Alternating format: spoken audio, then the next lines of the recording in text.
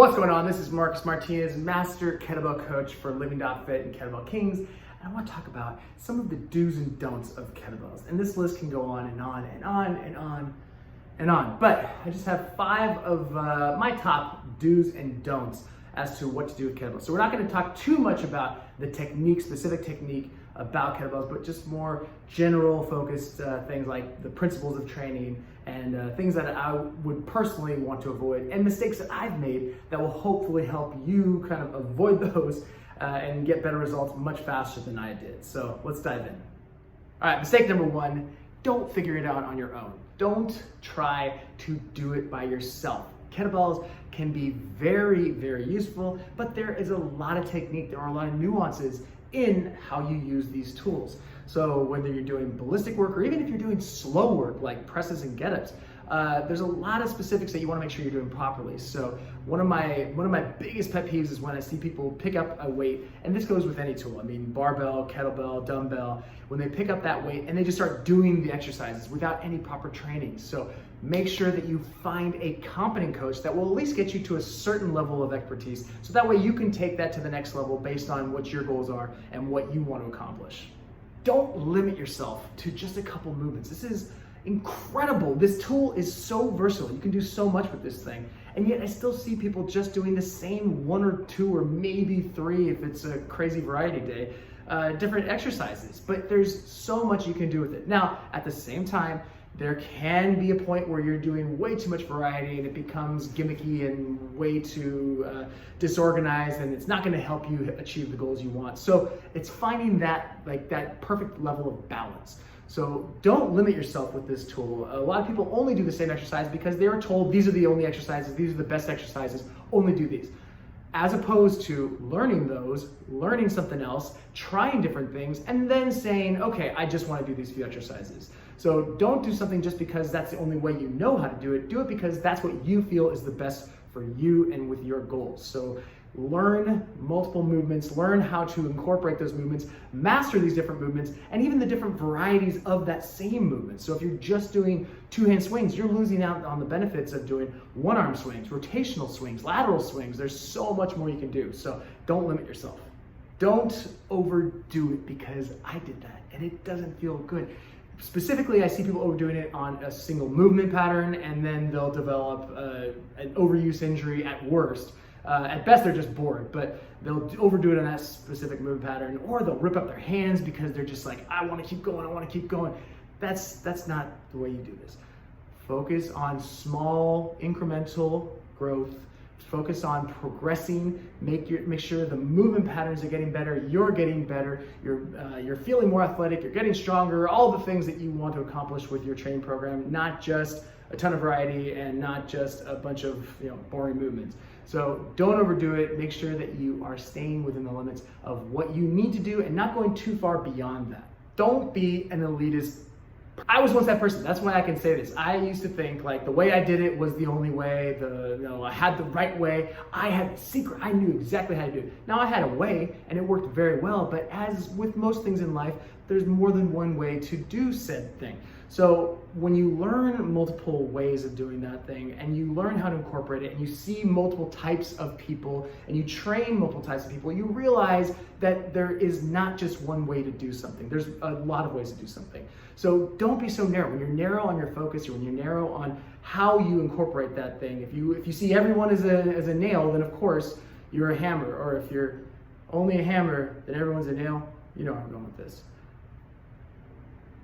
So broaden your horizon, broaden your horizon, try different things, and realize that you can learn something from everybody. You can learn something on how to move. You can learn how to incorporate that thing in the way that you do it. You can learn how somebody else teaches a kettlebell swing and how it compares to how you teach it, or how it compares to your favorite coach on how they teach it. But don't be so narrow-minded. This is only going to serve you in the long run. It's only going to allow you to offer better workouts and better training for yourself and for your clients.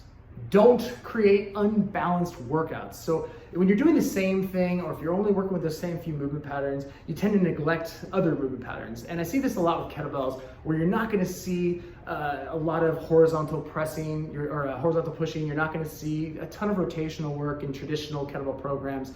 So you lose out on a few things. So make sure whatever program you do, and this is not just to the kettlebell, make sure that your program is balanced. And it doesn't have to be equally balanced, one part push, one part pull, but just make sure over the week span, over the month span, over the span of your cycles, you have things balanced out. So that way you're not just overdoing it on one or two different movements. Like with the kettlebell, it makes it a little bit easier to perform things like swings and cleans and snatches. So you'll see people doing a tons of swings and cleans and snatches, lots of pressing. Make sure you balance things out.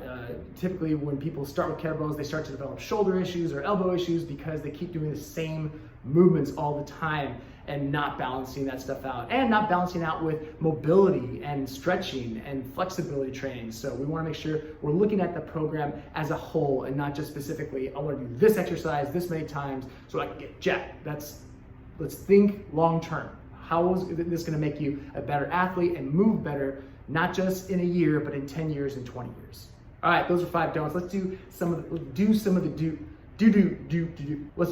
that are going to make you a better athlete, more well-rounded athlete, and a more injury-resistant athlete. Do learn from multiple sources. So we all have our favorite coaches that we kind of are biased towards or that we really like their message, and we can continue to do that, but let's also look at competing sources. Let's look at the way other people teach. Let's look at the way the people who negate what your favorite coach says. Let's see how they teach. So that way we can see where things kind of add up. We can see where those through lines are. And that's going to make us a more critical thinking, adaptive coach. Rather than just spewing the same thing that one coach says over and over and over, I want to become a free thinker. I want to create more free thinkers that are going to be better coaches. So same for you. So if you are training clients, or even if you're not training clients, just to make sure that your workouts become more well-rounded and less narrow-minded, with such a narrow focus, because you see what all these amazing coaches have to offer. And everybody has something unique. It might be a new cue, it might be a new exercise you never thought of, whatever it might be. So you can learn from multiple sources, and that's only going to help fortify what you do and how you do it. Do work from a plan. And again, this is not just specific to kettlebells, but in general, random workouts create random results. And we want specific results sometimes, but we also want to make sure that we're going in the right direction. And if you are just picking up workouts on YouTube or picking up workouts on social media, you're not going to see the best results. Even the worst plan done consistently is going to yield way better results than the best workout done sporadically. You can put all your intensity, put a weight vest on, you can go balls to the wall, and if you do that once or twice every now and then, and the workouts are kind of, they're unbalanced, and you keep doing the same movement patterns or things that you kind of gravitate towards, you're not going to get better. So make sure that you have a plan. A very basic plan with the kettlebell is going to make sure that it balances out the exercises, it mitigates how much rest, how much work, how much recovery, all those things, so that way you don't burn yourself out. So find yourself a plan. I'm a little biased, but Living.Fit's got some good ones, but find a plan that works for you based on your equipment, your goals, your stress levels, the amount of time and energy that you want to impart on this plan, and then go for it. Do ballistic exercises. Now this seems obvious. If you're doing kettlebells, then yes, you've probably done swings and a few other of the ballistic movements, but most of the time, a lot of times, I see those poor kettlebells just collecting dust in the gym, or I see people just doing what you can do with a heavy backpack. They're doing rows, they're doing deadlifts, they're doing farmer walks, and then that's it. And then most of the time it's just a doorstop. So make sure that you're taking advantage of the uniqueness of the tool. And if you've seen my other video about what makes the kettlebell unique, you know what I'm talking about. But the uniqueness of this tool lends itself to performing ballistic exercises repeatedly. Swings, snatch, cleans, flows, juggles, all that kind of stuff. So make sure you're incorporating some of those things into your training. You don't have to be a kettlebell nut to enjoy a few ballistic exercises and reap the benefits from getting stronger and more powerful from those exercises. So make sure you're incorporating those in your balanced training. Do try flow. So this is going to be a controversial one if you are into kettlebells and you think flow is stupid. So if you know what I'm talking about, flow is, or if you don't know what I'm talking about, flow is the ability to move seamlessly through different movement patterns without any necessary rhyme or reason. So without a specific set scheme or rep scheme. So you're taking an exercise, or you're taking a kettlebell, and you're just doing as many movements as you feel comfortable and trying to link those movements together as best you can. So a rotational clean to a snatch, to a press, to whatever the case might be. The benefits of flow are amazing. I promise you, if you ever try it, you'll know what I'm talking about. And I've taught workshops for over a decade, and I've incorporated flow for at least that amount of time. And there was always those 1 or 2 people in each workshop that are just hardened, like, this is stupid, this is lame, I'm never gonna do this. And by the end of this, even if they're not flow fans or huge diehard flow fans, they at least are like, oh, wow, that felt really good. I didn't realize that I can move in this way. I didn't realize I can incorporate that movement pattern. I didn't realize how tiring that was gonna be. I didn't realize how fun that was gonna be. It's just another thing that you can do with the kettlebell. So again, I just wanna show you what's possible with the kettlebell, show you what you can incorporate in your training.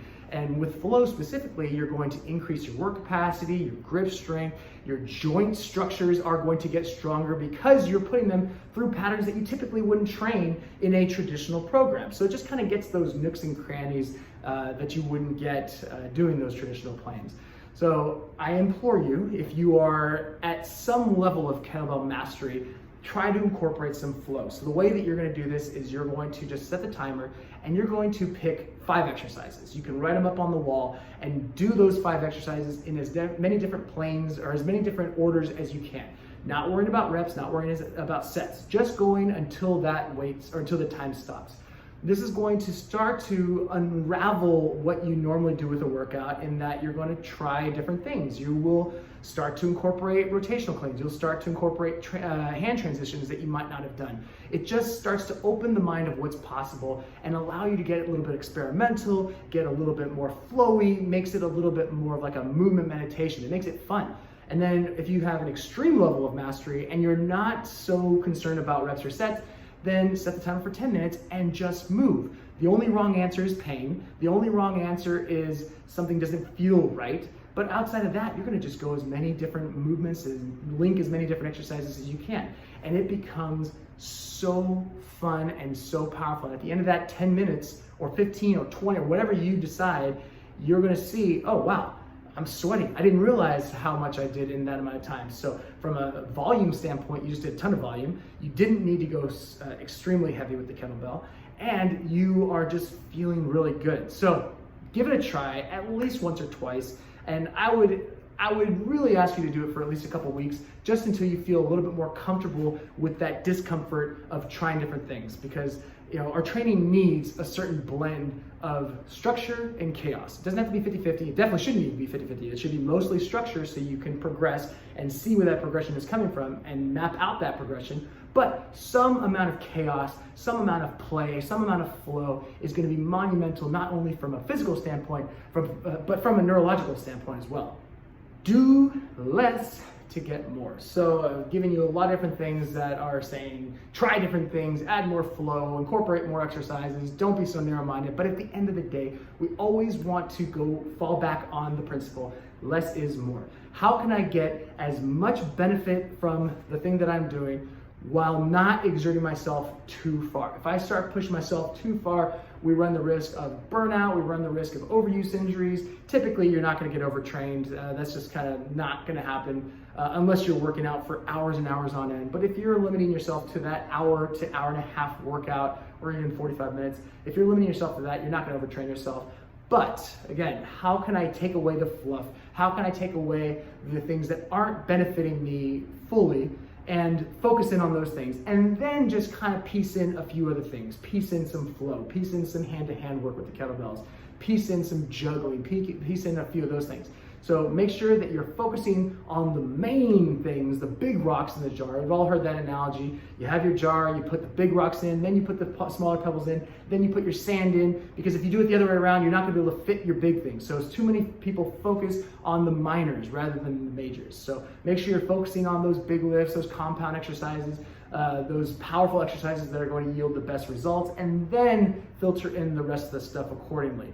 And that's an analogy for life too. We'll get that to a different video. So make sure, focus on less and get more. So those were some of my do's and don'ts with the kettlebell and just with programming in general. So obviously that didn't incorporate technique stuff. We have tons of videos, tons of things on libraries on our living.fit page that have full programs and workouts. So whether you're a kettlebell noob or been around many kettlebell blocks, we've got something for you to help supplement your training and offer you a new perspective on how to use these magnificently versatile little tools. So don't limit yourself. Make sure you're getting the most from your kettlebell training and just training in general, because I want you to be a better moving, stronger, more capable, resilient athlete. So hopefully this was helpful. If it was, leave a comment down below and I will see you on the next bit.